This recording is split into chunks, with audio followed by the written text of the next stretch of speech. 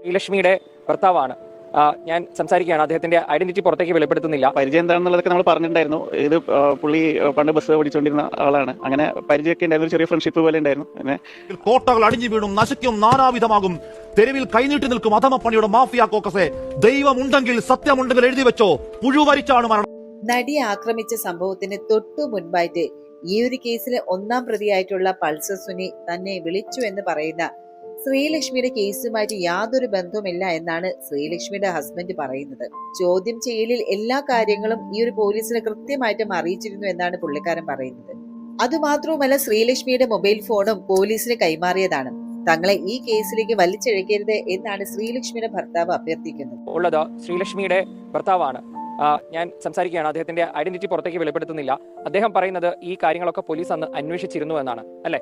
അതെ, ഇതിനെപ്പറ്റി എല്ലാ കാര്യങ്ങളും ആദ്യം മുതലേ നമുക്കറിയാവുന്ന വിവരങ്ങളും ഫോണും അതിന്റെ സിം കാർഡ് ഉൾപ്പെടെ ആദ്യമേ തന്നെ നമ്മൾ പോലീസിൽ ഏൽപ്പിച്ചിട്ടുണ്ടായിരുന്നു. അവരതിന് വേണ്ടിയിട്ടുള്ള എല്ലാ കാര്യങ്ങളും അന്വേഷിച്ച് കാര്യങ്ങൾ മനസ്സിലാക്കിയതിന് ശേഷം നമ്മൾ ഇതിനകത്ത് റോളൊന്നും ഇല്ലാന്ന് അവർ ക്ലിയർ ആയിട്ട് മനസ്സിലാക്കിയതിന് ശേഷമാണ് നമ്മളെ പിന്നെ അതിൽ നിന്ന് എക്സ്ക്ലൂഡ് ചെയ്തത്. എന്നിട്ടും നമ്മൾ 2-3 പ്രാവശ്യം വീണ്ടും ഓരോ കാര്യങ്ങൾക്കൊക്കെ വിളിപ്പിച്ചിട്ടുണ്ടായിരുന്നു. നേരൊക്കെ നമ്മൾ സഹകരിച്ചിട്ടുണ്ട്. ഇതിനകത്ത് എന്താ പൾസർ സുനി എങ്ങനെയായിരുന്നു?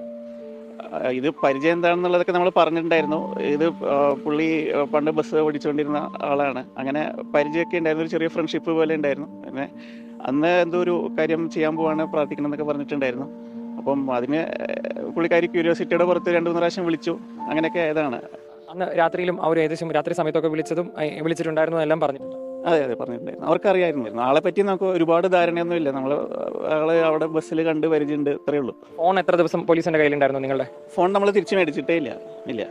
നിലവിൽ കോടതി അങ്ങനെ ഒരു പേരുണ്ട്, പക്ഷെ അതിൽ കൂടുതൽ അന്വേഷണം നടന്നിട്ടില്ല എന്നതാണ് പറയുന്നത്. ഇങ്ങനെ ഒരാളെ നിരന്തരം വിളിക്കുകയായിരുന്നു, പക്ഷേ ആ സമയത്ത് പോലും വിളിച്ചിരുന്നു. അതിൽ കാര്യമായിട്ടൊരു അന്വേഷണം പോലീസ് നടത്തിയതിന്റെ ഒരു രേഖകളൊന്നും കോടതിയിൽ കൊടുത്തിട്ടില്ല. ഇനി അന്വേഷണം നടത്തിയിട്ടില്ല, അതാണ് കോടതി പറഞ്ഞത്. നമുക്കതിനകത്ത് ഒരു റോളും ഇല്ലാന്ന് അവർക്ക് മനസ്സിലായത് കൊണ്ടായിരിക്കാം. കാരണം നമ്മൾ ഫോണും, ഞാൻ നേരത്തെ പറഞ്ഞില്ലേ, ഫോണും എല്ലാവരുടെ കയ്യിൽ നമ്മളെ ഏൽപ്പിച്ചിട്ടാണ് നമ്മൾ വന്നത്. എല്ലാ വിധത്തിലുള്ള അന്വേഷണവുമായിട്ട് അന്ന് തന്നെ സഹകരിച്ചു എന്നാണ് ശ്രീലക്ഷ്മിയുടെ കുടുംബം പറയുന്നത്. അന്ന് തന്നെ പോലീസ് ഫോൺ അടക്കം പിടിച്ചെടുത്തിരുന്നു. ആ ഫോൺ ഇപ്പോഴും തിരിച്ചു കൊടുത്തിട്ടും ഇല്ല, അന്വേഷിച്ചിട്ടില്ല എന്ന് പറയുന്നത് തെറ്റാണ്. അപ്പോഴും ഈ കാര്യങ്ങൾ അന്വേഷിച്ചിട്ടുണ്ടെങ്കിലും ഇതൊക്കെ എന്താണ് കോടതിയിൽ എത്താത്തത് എന്നതാണ് ഇപ്പോഴും ഉള്ള ഒരു സംശയം. നടിയെ ആക്രമിച്ച ഈ ഒരു സംഭവത്തിന് തൊട്ടു മുൻപ് ശ്രീലക്ഷ്മി എന്ന പേരുള്ള ഒരു യുവതിയുമായിട്ട് ഈ ഒരു പൾസർ സുനി ഫോണിൽ സംസാരിച്ചിരുന്നു എന്നും ഈ സ്ത്രീക്ക് ഈ ഒരു കൃത്യത്തെ കുറിച്ച് അറിയാമായിരുന്നു എന്നതിനെ പോലും ഈ ഒരു പ്രോസിക്യൂഷന് കൃത്യമായിട്ടുള്ള ഒരു വിശദീകരണം ഇല്ല എന്നായിരുന്നു കോടതി ചൂണ്ടിക്കാട്ടിയത്. എന്നാൽ അന്വേഷണ ഘട്ടത്തിൽ ശ്രീലക്ഷ്മിയെ കുറിച്ച് പോലീസ് വിശദമായിട്ട് അന്വേഷിക്കുകയും ചോദ്യം ചെയ്യുകയും ചെയ്തിരുന്നു. അന്വേഷണത്തിന്റെ ഭാഗമായിട്ട് തന്നെ ശ്രീലക്ഷ്മിയുടെ ഫോൺ ശാസ്ത്രീയ പരിശോധനയ്ക്ക് വിധേയമാക്കിയിരുന്നു. തുടർന്ന് ശ്രീലക്ഷ്മിക്കും ഈ ഒരു കേസുമായിട്ട് യാതൊരു ബന്ധവുമില്ല എന്നാണ് അന്വേഷണ സംഘത്തിന് ബോധ്യമായത്. പൾസർ സുനിയുടെ സുഹൃത്തുക്കളിൽ ഒരാൾ മാത്രമാണ് ഈ ഒരു ശ്രീലക്ഷ്മി എന്നും കേസുമായിട്ട് യാതൊരു ബന്ധവുമില്ല എന്നാണ് പോലീസിന്റെ നിഗമനം. തുടർന്ന് കേസിൽ നിന്ന് ഒഴിവാക്കുകയായിരുന്നു. ഇക്കാര്യം പോലീസ് തെളിവ് സഹിതം കോടതിയെ ധരിപ്പിക്കുകയും ചെയ്തിരുന്നു. എന്തായാലും ഈ ഒരു കേസുമായി ബന്ധപ്പെട്ട് മാഡം ആരാണെന്നുള്ള ഒരു ചോദ്യത്തിന് ശ്രീലക്ഷ്മിയാണ് യഥാർത്ഥ മാഡം എന്ന് വരെയായിരുന്നു ചർച്ചകൾ നടന്നിരുന്നത്. എന്തായാലും അതിനുള്ള ഒരു ഉത്തരമായിട്ടാണ് ശ്രീലക്ഷ്മിയുടെ ഹസ്ബൻഡ് ഇപ്പോൾ രംഗത്ത് വന്നത്. മനസാക്ഷി മോർച്ചറിയിൽ വെച്ചിട്ടില്ലാത്ത, തലച്ചോറ് മരവിച്ചു പോകാത്ത ആൺസുഹൃത്തുക്കളോടാണ് 1000-ലധികം പേജുള്ള വിധി പ്രസ്താവം കയ്യിൽ കിട്ടിയാൽ ആ 10 പേജ് ഒഴിവാക്കി വേണം വായിക്കാൻ. അത് വായിച്ചാൽ നിങ്ങൾക്ക് അമ്മയുള്ളവരാണെങ്കിൽ, പെങ്ങളും ഭാര്യയും പെൺമക്കളും ഉള്ളവരാണെങ്കിൽ തൊണ്ടക്കുഴിയിൽ നിന്ന് ഭക്ഷണം താഴേക്ക് ഇറങ്ങില്ല. പേക്കിനാവുകളിൽ തിരിഞ്ഞും മറിഞ്ഞും ഉറക്ക നഷ്ടമാകും വിധി. അതൊരു വല്ലാത്ത വിധിയാണ്. ഒരു കാലത്തും ഗുണം പിടിക്കാത്ത ഒരു അക്രമി ആ പേപ്പട്ടിയുടെ കൊട്ടേഷൻ മനസ്സിലാക്കി പെൺകുട്ടി കൈകൂപ്പി പറയുന്നുണ്ട്, പണമാണ് പ്രധാനമെങ്കിൽ ആ പണം ഞാൻ തരാം, ഉപദ്രവിക്കല്ലേ. അടങ്ങാത്ത ആക്രാന്തത്തിൽ ഏതോ കൽപ്പന നടപ്പാക്കാനാഞ്ഞ പേ പിടിച്ച മനുഷ്യമൃഗം പിന്നെയും ആ പെൺകുട്ടി കൈകൂപ്പി പറയുന്നു, എന്റെ അച്ഛൻ മരിച്ച കൊടിയ വേദന ഇനിയും മാറിയിട്ടില്ല, ട്രോമ കൂടി താങ്ങാവതല്ല. ഈ വണ്ടിയിൽ തന്നെ ചവിട്ടി പുറത്തേക്കിട്ടെ, കാരോടും ഞാൻ ഒന്നും പറയില്ല, ഉപദ്രവിക്കല്ലേ. ഒന്നും കേൾക്കാതെ കയ്യിൽ അവന്റെ ഒരു മുടിഞ്ഞ ഫോൺ ക്യാമറ ഓണാക്കി അവനൊരു സ്ത്രീ ശരീരത്തിൽ ചെയ്തു കൂട്ടി അക്രമങ്ങൾ പറഞ്ഞാൽ ചിലപ്പോൾ കരഞ്ഞു പോകും. ഒന്ന് പറയാം, ഒരു ദുഷ്ടമൃഗവും ചെയ്യാത്ത ഹീനതയുടെ പരമാവധിയാണ്. മാപ്പർഹിക്കാത്തവൻ, അവന്റെ കുടുംബം, അവന്റെ പ്രായം എന്നൊക്കെ ഏറ്റവും ഗുരുതരമായ വകുപ്പിൽ ഏറ്റവും കുറവ് ശിക്ഷയിൽ പുറത്തിറങ്ങി അടുത്ത പാതിരാത്രിയിൽ അടുത്തറയപ്പിൽ ഒരു തമ്പ്രാൻ കൽപ്പനയ്ക്ക് അവൻ കാവലാണെങ്കിൽ ആരുമില്ല രക്ഷയ്ക്ക്. പെൺകുട്ടികളെ നിങ്ങൾക്ക് നിങ്ങളെ തുണ പടച്ചവൻ കാക്കട്ടെ. 8 വർഷങ്ങൾ 9 മാസങ്ങൾ 23 നാളുകൾ ഇന്നും പറയലാണ് സർവൈവർ നേരിട്ട കൈപ്പിന്റെ നേർക്കാഴ്ചകൾ. അത്രയും ക്രൂരമായ ഒരു റേപ്പ് പോട്ടെ, ഏതെങ്കിലും ഒരു ബലാത്സംഗത്തിൽ തകർന്നു നാനാവിധമായി പോയൊരു പെൺകുട്ടി, ഈ കോടതിയിൽ വിശ്വാസമില്ലെന്ന വിലാപം, മേൽക്കോടതി പേരുകൾ, ഒറ്റയൊന്നൊരു സിംഗിൾ ഉദാഹരണം ആരെങ്കിലും പറയാവോ? ഏറ്റവും സ്വകാര്യമായ അനാവൃതമായ ദൃശ്യങ്ങൾ, കോടതിക്കുള്ളിൽ ഹാഷ് വാല്യൂ മാറിയതിൽ സുരക്ഷയെപ്പറ്റി ഇപ്പോഴും ആ പെൺകുട്ടി പേടിക്കലാണെങ്കിൽ, ചങ്കുവറക്കലാണെങ്കിൽ തോറ്റുപോയത് ആ പെൺകുട്ടിയല്ല, കേരളമേ നമ്മളാണ്. ആ കോടതിക്ക് ബോധ്യമാവാത്ത തെളിവുകൾ, മേൽക്കോടതികൾ ആരോ എഴുതിയ ഊമക്കത്തിൽ അന്വേഷണം ഒക്കെ അവിടെ നിൽക്കട്ടെ. ഏതു പഴുതുകളിൽ ആരൊക്കെ രക്ഷപ്പെട്ടാലും പഴുതുകളില്ലാത്തൊരു വിധിയുണ്ട്. കാലന്റെ വിധിയാണ്, കാലത്തിന്റെ വിധിയാണ്. ആ പേപ്പട്ടിപ്പണി കാണിച്ച വാലാട്ടികൾ അവർക്കൊരു കട്ടേഷൻ തമ്പ്രാൻ ഉണ്ടെങ്കിൽ, ഏതെങ്കിലും സംവിധാനത്തിന്റെ ഓശാന ഉണ്ടെങ്കിൽ കോട്ടകൾ അടിഞ്ഞു വീണും നശിക്കും, നാനാവിധമാകും, തെരുവിൽ കൈനീട്ടി നിൽക്കും അധമപ്പണിയുടെ മാഫിയ കോക്കസെ. ദൈവമുണ്ടെങ്കിൽ സത്യമുണ്ടെങ്കിൽ എഴുതി വെച്ചോ, പുഴുവരിച്ച. അതേസമയം തന്നെ ദിലീപിന്റെ സിനിമ KSRTC ബസ്സിലെ പ്രദർശിപ്പിച്ചത് കൊണ്ട് തന്നെ വനിതാ യാത്രക്കാർ എല്ലാവരും പ്രതിഷേധം അറിയിച്ചിരുന്നു. അതിജീവിതയ്ക്കൊപ്പം നിൽക്കുമ്പോൾ ദിലീപിന്റെ സിനിമ കാണാനാകില്ല എന്ന നിലപാടിലായിരുന്നു പ്രതിഷേധക്കാർ. ബസ്സിൽ കുടുംബസമേതം സഞ്ചരിച്ച പത്തനംതിട്ട സ്വദേശിനിയായിട്ടുള്ള ലക്ഷ്മി ആർ ശേഖറാണ് ഈ ഒരു പ്രതിഷേധം ഉയർത്തിയത്. ബസ്സിൽ ദിലീപിന്റെ സിനിമ പ്രദർശിപ്പിച്ചതിന്റെ പേരിൽ തർക്കവും പ്രതിഷേധവും. തിരുവനന്തപുരം തൊട്ടിൽപ്പാലം KSRTC സൂപ്പർഫാസ്റ്റ് ബസ്സിലാണ് ഈ സംഭവം. പ്രതിഷേധത്തെ തുടർന്ന് കണ്ടക്ടർക്ക് TV ഓഫ് ചെയ്യേണ്ടി വന്നു.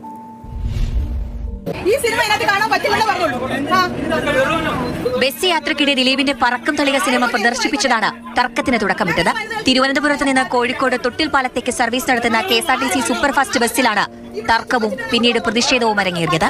പത്തനംതിട്ട സ്വദേശിയായ ലക്ഷ്മി ആർ ശേഖറാണ് ദിലീപിന്റെ സിനിമ പ്രദർശിപ്പിച്ചതിൽ ആദ്യം എതിർപ്പറിയിച്ചത്.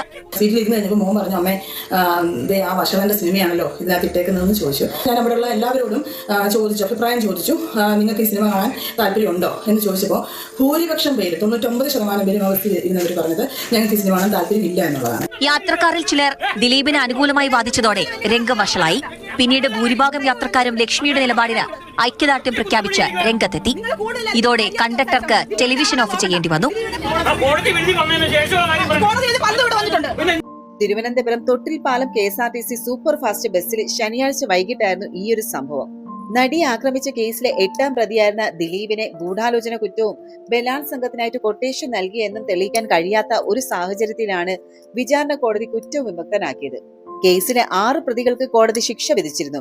കേസിലെ 1ാം പ്രതി പൾസർ സുനിക്ക് 20 വർഷ കഠിന തടവും വിവിധ കേസുകളിലായിട്ട് 3 ലക്ഷം രൂപ പിഴ ശിക്ഷയാണ് വിധിച്ചത്. കേസിലെ 2 മുതൽ 6 വരെയുള്ള പ്രതികൾക്കെല്ലാം 1ാം പ്രതിക്ക് നൽകിയിരിക്കുന്ന 20 കൊല്ലം കഠിന തടവാണ് വിചാരണ കോടതി വിധിച്ചിരിക്കുന്നത്. വിധിയിൽ അപ്പീൽ പോകാനുള്ള നീക്കത്തിലാണ് സർക്കാരും അതിജീവിതയും. എന്തായാലും നടി ആക്രമിക്കപ്പെട്ട ഈ ഒരു സംഭവത്തിന്റെ വിധിക്ക് പിന്നാലെ തന്നെ വലിയ രീതിയിലുള്ള പ്രതിഷേധങ്ങൾ തന്നെയാണ് അരങ്ങേറുന്നത്. സമൂഹത്തിന്റെ മുൻനിരയിൽ ഉൾപ്പെടെയുള്ളവർ ഈ ഒരു വിധിക്കെതിരെ രംഗത്തെത്തിയിട്ടുണ്ട്. ഇതിനിടെയാണ് ദിലീപിന്റെ പുതിയ സിനിമയുടെ ഒരു പോസ്റ്ററും ട്രെയിലറും പുറത്തു വരുന്നത്. മോഹൻലാലും സിനിമയിൽ അതിഥി വേഷത്തിൽ എത്തുന്നുണ്ട്. എന്തായാലും സിനിമയുടെ പോസ്റ്റർ റിലീസ് ചെയ്യുന്നതിന് മുൻപ് താൻ എന്താണ് ചെയ്യുന്നതെന്ന് മോഹൻലാൽ പോലും ചിന്തിച്ചില്ലല്ലോ എന്ന് പറയുകയാണ് ഭാഗ്യലക്ഷ്മി. 50% ആളുകളെ എങ്ങനെയൊക്കെ ഉണ്ടാകുമോ എന്നൊരു സംശയം ഉണ്ടായിരുന്നു. പക്ഷെ ഈ വിധി വന്നതോടുകൂടിയാണ് കുറെ കൂടെ വളരെ വ്യക്തമായിട്ട് എല്ലാവർക്കും മനസ്സിലായത് ഇദ്ദേഹം തന്നെയാണ് അത് കൊട്ടേഷൻ കൊടുത്തത്. കാരണം അങ്ങനെ പറയാൻ കാരണം എന്താ, സാമാന്യ ബുദ്ധിയുള്ള ആർക്ക് മനസ്സിലാവും. കോടതിയിൽ നിന്ന് വിധി കേട്ട് വന്നു കഴിഞ്ഞാൽ എനിക്ക് വളരെ സന്തോഷമുണ്ട്, എൻ്റെ കൂടെ സത്യം വിജയിച്ചു എന്നൊക്കെ വേണമെങ്കിൽ പറയുന്നതിന് പകരം മറ്റൊരു പെണ്ണിൻ്റെ പേരാണ് അവിടെ പറയുന്നത്. ശ്രീ മോഹൻലാൽ ആ പോസ്റ്റർ റിലീസ് ചെയ്യുന്നത് ഒരു നിമിഷം ചിന്തിക്കണം, ഞാൻ എന്താണ് ചെയ്യുന്നത് എന്ന് അദ്ദേഹം പോലും ചിന്തിച്ചില്ലല്ലോ എന്നാണ്. അവന് വേണ്ടിയും ഞാൻ പ്രാർത്ഥിക്കുന്നു, അവൾക്ക് വേണ്ടിയും പ്രാർത്ഥിക്കുന്നു എന്ന് പറഞ്ഞതും നമ്മൾ കേട്ടു. നേരത്തെ പറഞ്ഞു, തീർച്ചയായിട്ടും ഞാൻ ആശ്രയോടൊപ്പമാണ്. കാര്യം അത് ഇപ്പൊ ഈ നടി അല്ലെങ്കിലും ഇത്തരം കാര്യങ്ങൾ വളരെ ക്രൂരമായ ഒരുപാട് കാര്യങ്ങൾ കേരളത്തിൽ നടന്നുകൊണ്ടിരിക്കുകയാണ്. ഈ സിനിമയിലായതുകൊണ്ട് മാത്രമാണ് ഇത് വളരെ മുഴച്ചു നിൽക്കുന്നത്. തീർച്ചയായിട്ടും ഞാൻ അവരുടെ ഭാഗത്താണ്. അതോടൊപ്പം അദ്ദേഹത്തിന് വേണ്ടി പ്രാർത്ഥിക്കുകയും ഞാൻ ചെയ്യുന്നത്, ഇങ്ങനെ അത് സംഭവിക്കാതിരിക്കുന്നത്. വളരെ നന്ദി. നടിയെ ആക്രമിച്ച കേസിലെ വിചാരണ കോടതി വിധിക്കെതിരെ അതിജീവിത രംഗത്ത് വന്നതിന് പിന്നാലെ കൂടുതൽ പേരാണ് ഇപ്പോൾ പിന്തുണയുമായിട്ട് രംഗത്ത് വരുന്നത്. വിമൺ ഇൻ സിനിമ കളക്റ്റീവ് അതായത് WCC നടിക്ക് പിന്തുണ അറിയിച്ചു പോസ്റ്റിട്ടു. ഈ വിധി കടുത്ത നിരാശയാണെന്നും 8.5 വർഷം നീണ്ട ഈ ഒരു പോരാട്ടത്തിൽ അത് തങ്ങളുടെ സഹപ്രവർത്തകയ്ക്ക് മുന്നിൽ ബാക്കി വെച്ചത് നീതിയല്ല, കരുതലല്ല എന്നാണ് WCC പ്രതികരിച്ചത്. പെൺകേരളത്തിന് അത് നൽകുന്ന ഒരു സാമൂഹ്യ പാഠം ഇനി പരാതിയുമായിട്ട് മുന്നോട്ട് വരരുതെന്നുള്ള അത്യന്തം നിരാശാജനകമായിട്ടുള്ള ഒരു വിലക്കാണ്. വിധി സൂക്ഷ്മമായിട്ട് പഠിച്ച് തുടർ നടപടികളുമായിട്ട് ഞങ്ങൾ ശക്തമായിട്ട് മുന്നോട്ട് വരും, പോരാട്ടവും തുടരും. ഇതാണ് WCC കൂട്ടിച്ചേർത്തത്. നടിയെ ആക്രമിച്ച കേസിലെ കോടതി വിധിയുമായി ബന്ധപ്പെട്ട് അതിജീവിത പങ്കുവച്ച പോസ്റ്റിന് പിന്തുണയുമായിട്ട് വനിതാ ചലച്ചിത്ര പ്രവർത്തകരും രംഗത്തെത്തി. നടി Parvathy Thiruvothu, Rima Kallingal, Ramya Nambeesan, Ahaana Krishna, Shafna, dubbing artist Bhagyalakshmi, producer Supriya Menon, Sainora Philip, Leela Santhosh തുടങ്ങിയവരെല്ലാവരും അതിജീവിതരെ ഈ പോസ്റ്റുകൾ റീഷെയർ ചെയ്തു. കേസിലെ ഗൂഢാലോചന പുറത്തു കൊണ്ടുവരണമെന്നും ഇക്കാര്യത്തിൽ നീതി പൂർണ്ണമായിട്ട് നടപ്പായി എന്ന് പറയാനാകില്ല എന്നും എപ്പോഴും അതിജീവിതയ്ക്കൊപ്പമായിരിക്കുമെന്ന് വ്യക്തമാക്കിയാണ് നടി മഞ്ജു വാര്യരുടെ കുറിപ്പ്. അതിജീവിതയുടെ പ്രതികരണം പങ്കുവച്ച് നടൻ പൃഥ്വിരാജ് സുകുമാരനും രംഗത്ത് വന്നു. തന്റെ സമൂഹ മാധ്യമ അക്കൗണ്ടിലൂടെയാണ് അതിജീവിതയുടെ ഈ ഒരു കുറിപ്പ് പൃഥ്വിരാജ് പങ്കുവച്ചത്. അതിജീവിതയ്ക്ക് വേണ്ടിയിട്ട് ആദ്യം മുതൽ തന്നെ നിലയുറപ്പിച്ച ഒരു താരമായിരുന്നു പൃഥ്വിരാജ്. അമ്മ സംഘടനയ്ക്ക് അകത്തും പുറത്തും അതിജീവിതയ്ക്കായിട്ട് ശബ്ദമുയർത്തിയ ആളാണ് പൃഥ്വിരാജ്. കേസിൽ 8ാം പ്രതിയായിരുന്ന ദിലീപിനെ പിന്തുണയ്ക്കുന്ന നിലപാട് അമ്മ എന്ന സംഘടന സ്വീകരിച്ചപ്പോൾ കർശന നിലപാട് സ്വീകരിക്കണം എന്നുള്ള നിലപാട് സംഘടനയ്ക്കുള്ളിൽ തന്നെ ഉയർത്തിയവരിൽ ഒരാളാണ് പൃഥ്വിരാജ്. വിചാരണ കോടതിക്കെതിരെ രൂക്ഷ വിമർശനം ഉന്നയിച്ചാണ് അതിജീവിത പ്രതികരിച്ചത്. ഇംഗ്ലീഷിന് 3 പേജിലും മലയാളം വിവർത്തനവുമായിട്ട് 5 പേജുകളിലുമായി അതിജീവിത ഇൻസ്റ്റാഗ്രാമിലെ ഈ ഒരു കുറിപ്പ് പങ്കുവച്ചത്. അതിശക്തമായിട്ടുള്ള ഭാഷയിലാണ് താൻ ആക്രമിക്കപ്പെട്ട കേസിന്റെ വിചാരണയും വിധിയെയും നടി കുറിപ്പിൽ ചോദ്യം ചെയ്തത്. അതേസമയം നിയമപരമായിട്ടുള്ള പ്രശ്നങ്ങൾ ഒഴിവാക്കുന്നതിനുള്ള മുൻകരുതലുകളും കുറിപ്പിലുണ്ട്. കുറ്റാരോപിതരുടെയോ ജഡ്ജിയുടെയോ കോടതിയുടെ പേര് പറയാതെയാണ് ഈ ഒരു കുറിപ്പ് തയ്യാറാക്കിയത്.